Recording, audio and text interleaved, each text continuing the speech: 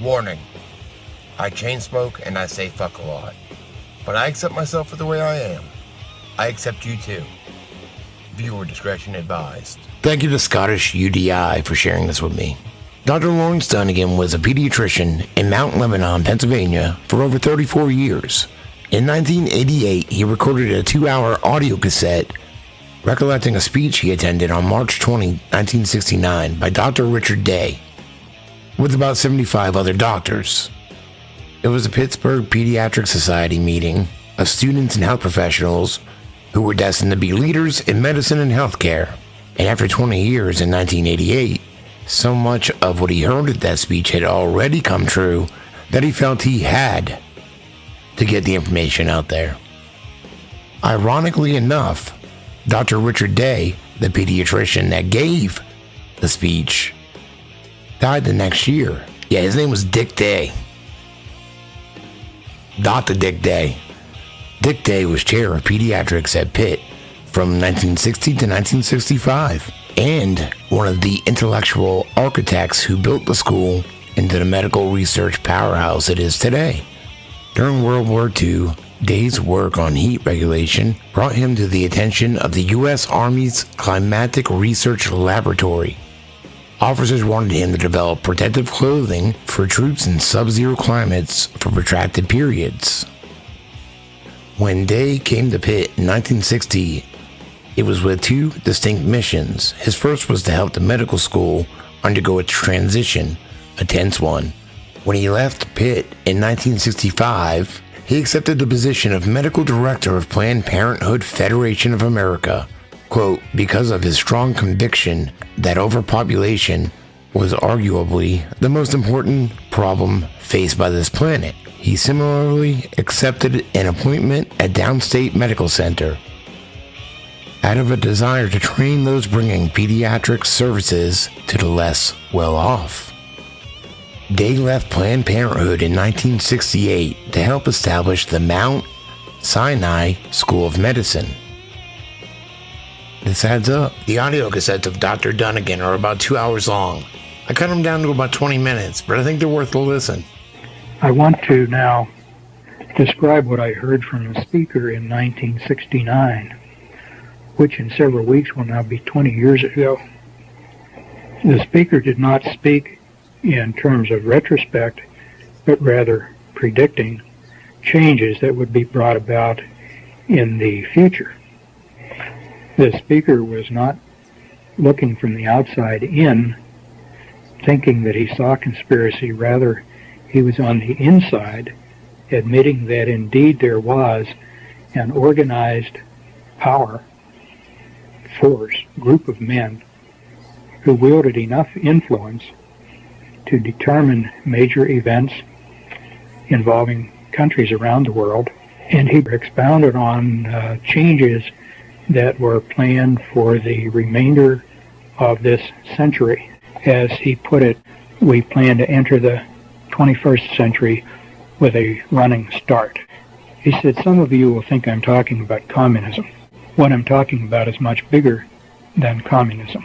At that time, he indicated there is much more cooperation between East and West than most people realize. In his introductory remarks, he commented that he was free to speak at this time.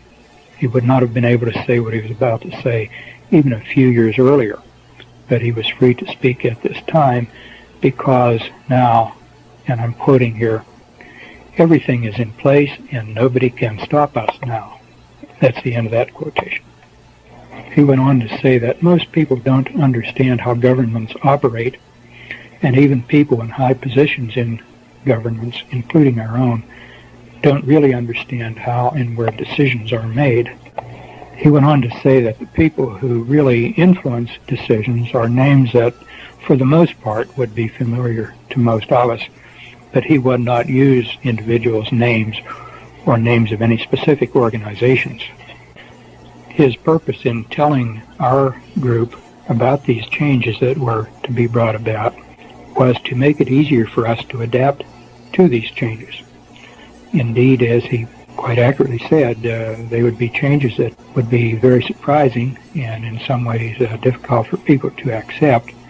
And he hoped that we, as sort of his friends, would make the adaptation more easily if we knew somewhat beforehand what to expect. Something in his remarks suggested that there could be negative repercussions against him if it became widely known what he was about to say to our group, if it became widely known that indeed he had spilled the beans, so to speak. One of the statements was having to do with change. People will have to get used to the idea of change, so used to change that they'll be expecting change. Nothing will be permanent. So change was to be brought about, change was to be anticipated and expected and accepted, no questions asked. Another comment that was made, people are too trusting. People don't ask the right questions. Sometimes being too trusting was equated with being too dumb. He said everything has two purposes. One is the ostensible purpose, which will make it acceptable to people. And second is the real purpose, which would further the goals of establishing the new system. He was very active with population control groups, the population control movement, and population control was really the entry point into specifics following the introduction. He said the population is growing too fast. Numbers of people living at any one time on the planet must be limited, or we will run out of space to live. We will outgrow our food supply, and we will overpollute the world with our waste. People won't be allowed to have babies just because they want to or because they are careless. Most families would be limited to 2. Some people would be allowed only 1, and the outstanding person or persons might be selected and allowed to have 3. But most people would allow to have only 2 babies. To me, up to this point, the word population control primarily connoted limiting the number of babies to be born. But this remark about what people would be allowed and then what followed made it quite clear that when you hear population control, that means more than just controlling births. It means control of every endeavor of the entire world population. He said sex must be separated from reproduction. Sex is too pleasurable and the urges are too strong to expect people to give it up. Chemicals in food and in the water supply to reduce the sex drive are not practical. The strategy then would be not to diminish sex activity, but to increase sex activity, but in such a way that people won't be having babies. And the first consideration then here was contraception. Contraception would be very strongly encouraged, and it would be connected so closely in people's minds with sex that they would automatically think contraception when they were thinking or preparing for sex. And contraceptives would be dispensed in the schools in association with sex education. The sex education was to get kids interested early, making the connection between sex and the need for contraception early in their lives, even before they became very active. No surprise then that the next item was abortion. And this, now back in 1969, 4 years before Roe v. Wade, he said abortion will no longer be a crime. Abortion would be accepted as normal and would be paid for by taxes for people who could not pay for their own abortions. Contraceptives would be made available by tax money so that nobody would have to do without contraceptives. If school sex programs would lead to more pregnancies in children, that was really seen as no problem. Parents who think they are opposed to abortion on moral or religious grounds will change their minds when it is their own child who is pregnant. So this will help overcome opposition to abortion. Before long, only a few diehards will still refuse to see abortion as acceptable, and they won't matter anymore. Homosexuality also was to be encouraged. People will be given permission to be homosexuals. That's the way it was stated. They won't have to hide it. Everyone will be given permission to have sex, to enjoy however they want. Anything goes. This is the way it was put. And I remember thinking how arrogant for this individual or whoever he represents to feel that they can give or withhold permission for people to do things. But that was the terminology that was used. Sex and reproduction would be separated. You would have sex without reproduction, and then technology was reproduction without sex. This would be done in the laboratory. Indicated already much research was underway about making babies in the laboratory. Euthanasia. Everybody has a right to live only so long. The old are no longer useful. They become a burden. You should be ready to accept death. An arbitrary age limit could be established. After all, you have a right to only so many steak dinners, so many orgasms, and so many good pleasures in life. And after you've had enough of them, and you're no longer productive in working and contributing, then you should be ready to step aside for the next generation.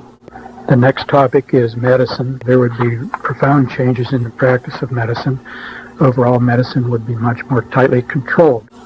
The image of the doctor would change. No longer would he be seen as an individual professional in service to individual patients.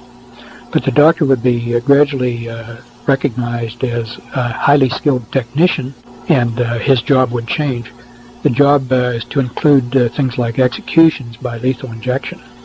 The image of the doctor as being a powerful, independent person would have to be changed.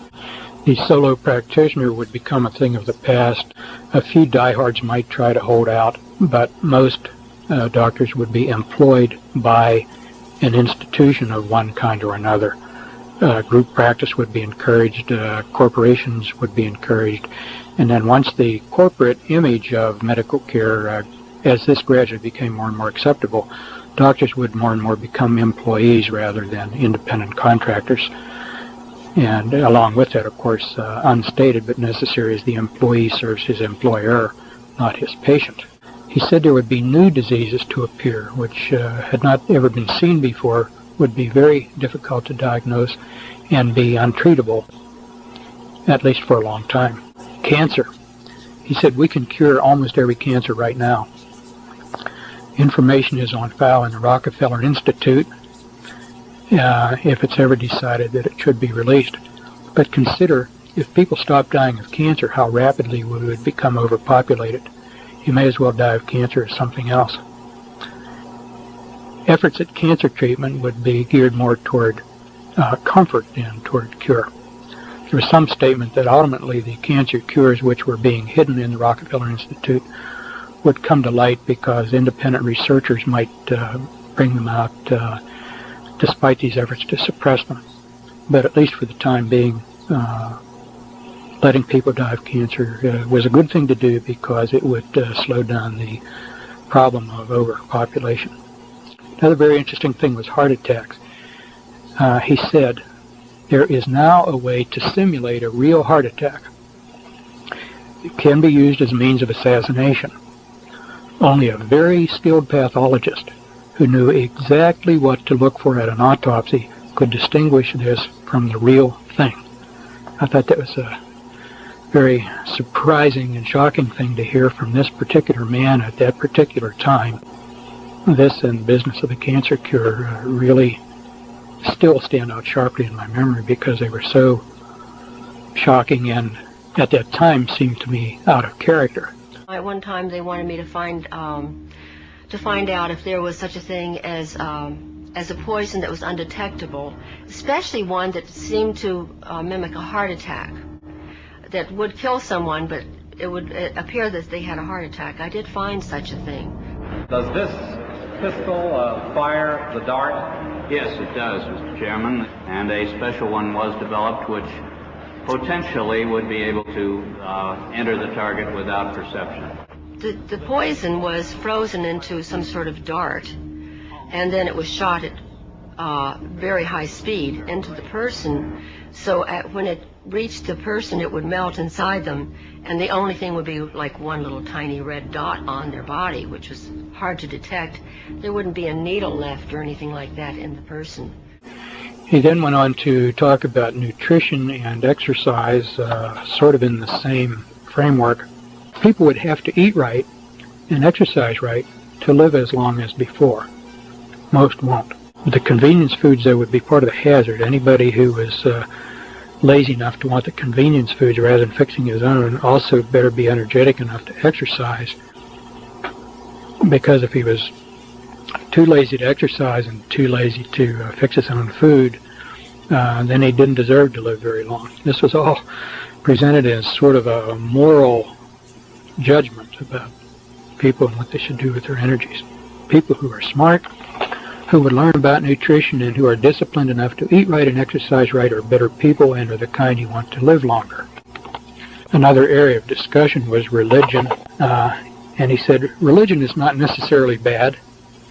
A lot of people seem to need religion with its mysteries and rituals, so they will have religion. But the major religions of today have to be changed because they are not compatible with the changes to come.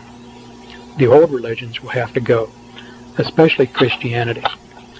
Once the Roman Catholic Church is brought down, the rest of Christianity will follow easily. Then a new religion can be accepted for use all over the world. It will incorporate something from all of the old ones to make it more easy for people to accept it and feel at home in it. Most people won't be too concerned with religion. They will realize that they don't need it. In order to do this, the Bible will be changed. It will be rewritten to fit the new religion. Gradually, key words will be replaced with new words having various shades of meaning. Then the meaning attached to the new word can be close to the old word, and as time goes on, other shades of meaning of that word can be emphasized, and then gradually that word replaced with another word. I don't know if I'm making that clear, but the idea is that everything in Scripture need not be rewritten, just key words replaced by other words, and the variability in meaning attached to any word can be used as a tool to change the entire meaning of Scripture and therefore make it acceptable to this new religion. Most people won't know the difference, and this was another one of the times where he said the few who do notice the difference won't be enough to matter. In addition to changing the Bible, he said that classics in literature would be changed.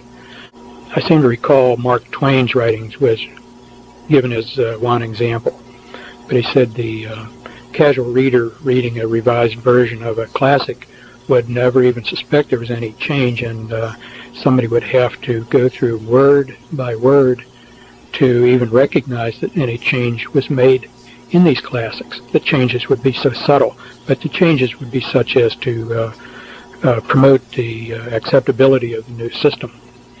He said some books would just disappear from libraries. This was in the vein that some books contain information or contain ideas that should not be kept around, and therefore those books would disappear. Further down the line, not everybody will be allowed to own books, and some books nobody will be allowed to own. Antitrust laws would be changed or be interpreted differently, or both. In connection with the changing antitrust laws, there was some statement that, in a sense, competition would be increased.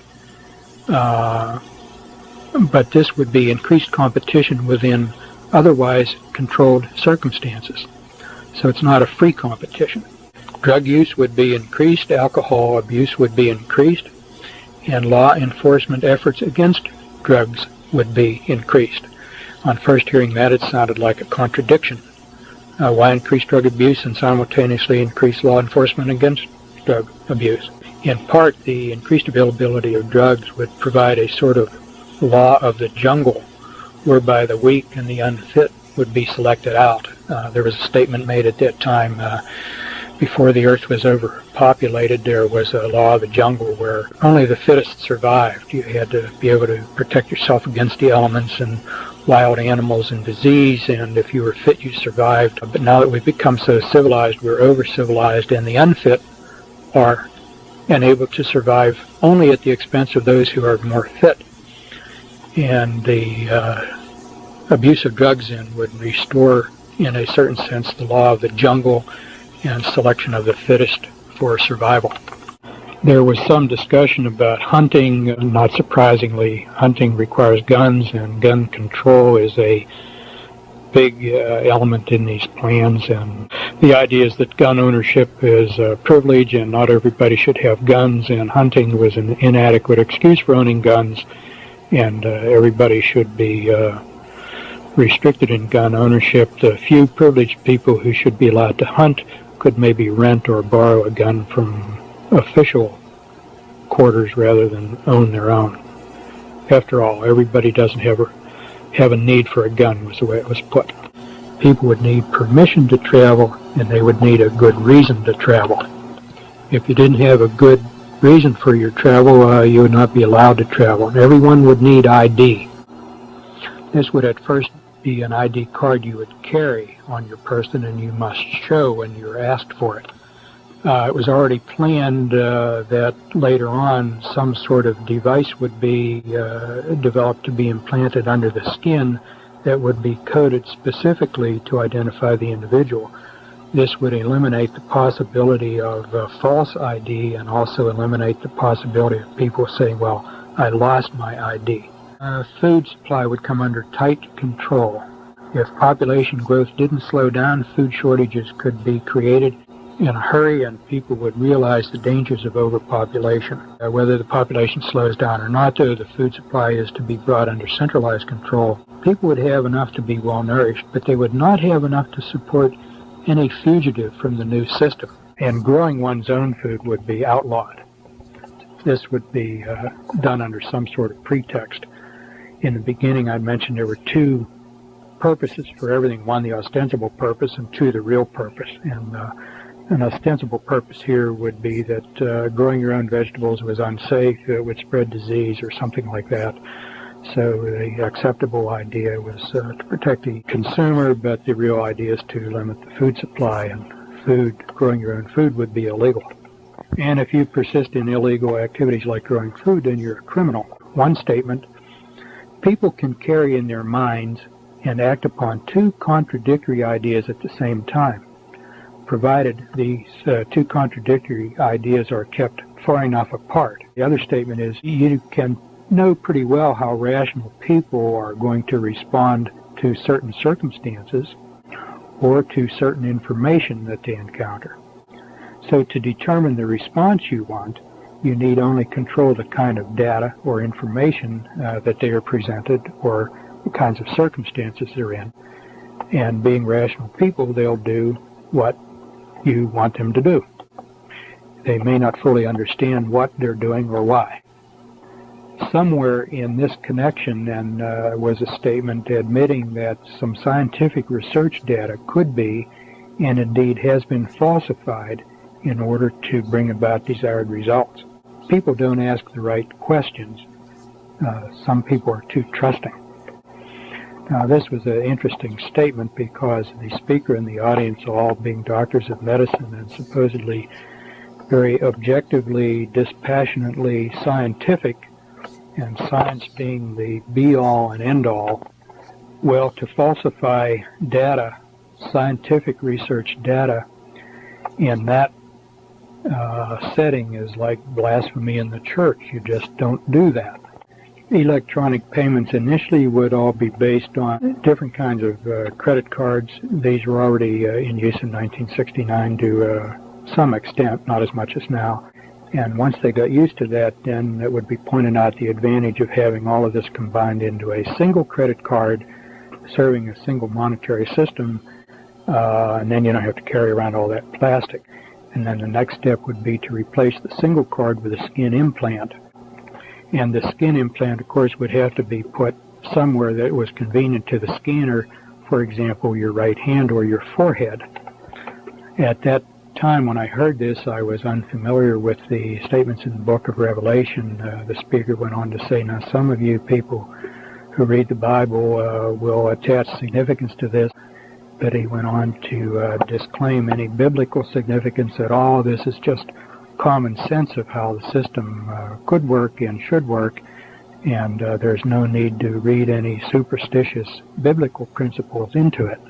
As I say, at the time I was not very familiar with the words of Revelation. Shortly after that I became familiar with them, and the significance of what he said really was striking. I'll never forget it.